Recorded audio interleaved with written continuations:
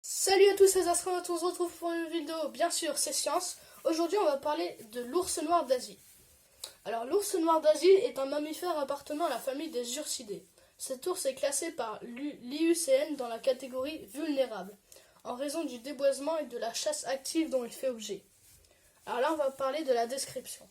L'ours noir d'Asie a un aspect général assez semblable à l'ours brun, mais il est beaucoup plus petit que l'ours brun.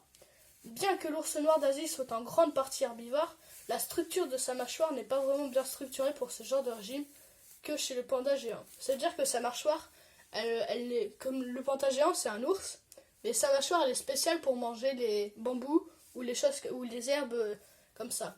Alors que lui, il est herbivore, il est comme le panda géant, il a le même régime, mais ses dents elles sont faites elles sont faites pour les carnivores. Alors contrairement à l'ours polaire, l'ours noir d'Asie a le niveau supérieur de son corps puissamment musclé, ce qui lui permet de monter facilement aux arbres. La partie arrière reste, quant à elle, assez faible. Les pattes arrière sont plus courtes que chez l'ours brun et l'ours noir américain. La différence avec les autres espèces d'ours est que l'ours noir d'Asie pourra tout de même monter aux arbres même s'il a les pattes arrière cassées. Ses griffes, qui sont principalement employées pour s'élever et creuser, sont légèrement plus longues sur le pied antérieur, 30 à 45 mm. Carrière, 18 à 36 mm. Les oreilles sont en forme de cloche et sont proportionnellement plus longues et les lèvres et le nez sont plus grands. Il mesure entre 60 cm et 1 m au garrot et entre 1,20 m et 1,95 m de long. La queue ne dépasse pas les 11 cm de long. Les mâles pèsent typiquement de 110 à 150 kg, alors que les femelles pèsent de 65 à 90 kg. Le couleur de pelage de l'ours noir d'Asie est de couleur noire. Un long trait de couleur beige en forme de V est disponible autour du cou, d'où son nom d'ours à collier. Et également une petite tache blanche au niveau du menton. Cette fourrure blanche sur son museau atteint rarement ses orbites. Alors là, là, c'est une sorte d'ours à collier. C'est pas l'ours à collier que tout le monde connaît, c'est une sorte précise d'ours à collier. Maintenant, on va parler de l'habitat de l'ours noir d'Asie. Alors, l'ours noir d'Asie, il occupe une bande étroite à travers les collines de l'Himalaya. Mis à part la Malaisie, l'ours noir d'Asie occupe tous les pays d'Asie du Sud-Est. L'ours noir d'Asie habite principalement les forêts humides, sur les montagnes raides et dans les secteurs où la végétation est épaisse. Il habite habituellement à des altitudes de 3500 en Himalaya pendant l'été et redescend à une altitude de 1500 mètres en hiver. Il vit rarement à des altitudes de plus de 3700 mètres. Maintenant, on va parler de l'alimentation. Alors, comme la plupart des ours, l'ours noir est omnivore. Il se nourrit autant de végétaux que de viande. Son régime alimentaire se compose principalement de fruits, d'herbes, de miel, d'invertébrés, d'oiseaux, de poissons, de rongeurs et aussi de charognes. L'ours noir d'Asie s'alimente principalement le jour. Cependant, son activité nocturne augmente en automne, car celui-ci doit manger plus afin de stocker un maximum de graisse pour l'isolation de ses besoins caloriques dont il aura besoin pendant les hivers rudes et l'hibernation. C'est-à-dire qu'en automne, il rassemble beaucoup de nourriture, c'est pour ça qu'on le voit plus la nuit, pour survivre à l'hibernation. Son odorat bien développé lui permet de localiser les vers et autres insectes enfouis jusqu'à 1 mètre sous terre. En automne, l'ours noir d'Asie se nourrit des fruits, des arbres. Quand la nourriture se fait rare, il lui arrive de décoller l'écorce des arbres afin de compléter son régime déficient avec des éléments nutritifs. Son régime normal se compose de fruits, de racines aussi bien que de petits invertébrés, de vertébrés et de charognes.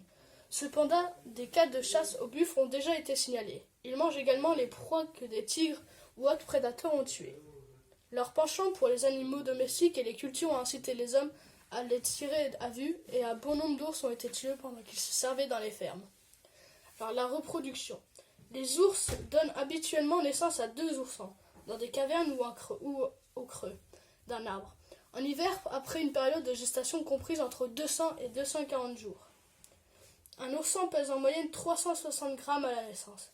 Les portées se composent de 1 à 4 petits, bien que le plus souvent on compte pas plus de 2. La longévité moyenne à l'état sauvage d'un ours noir d'Asie est de 25 ans.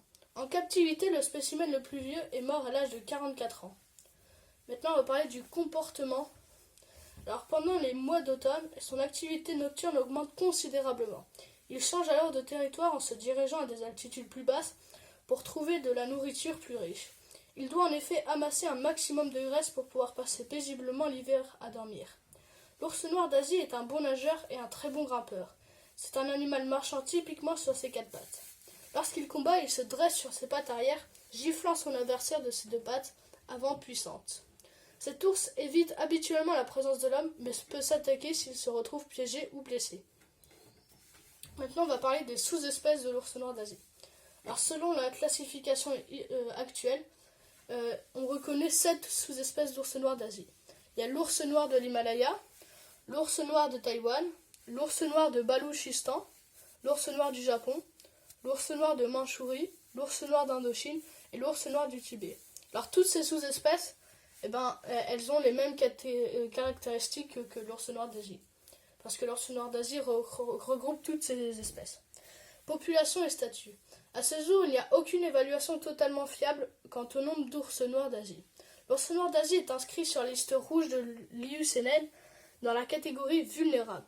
On a observé ou évalué une réduction suspecte du nombre d'individus d'au moins 20% pendant les 10 dernières années ou 3 générations.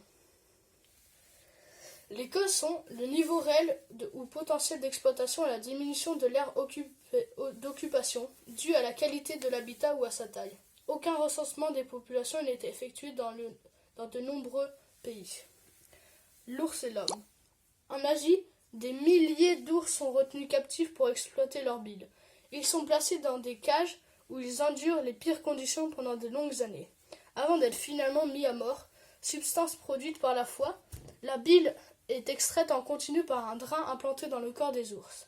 Cette bile est ensuite incorporée dans l'élaboration de divers produits tels que des shampoings, sirops, pastilles, crèmes qui ne sont pourtant nullement indispensables à l'efficacité de ces produits.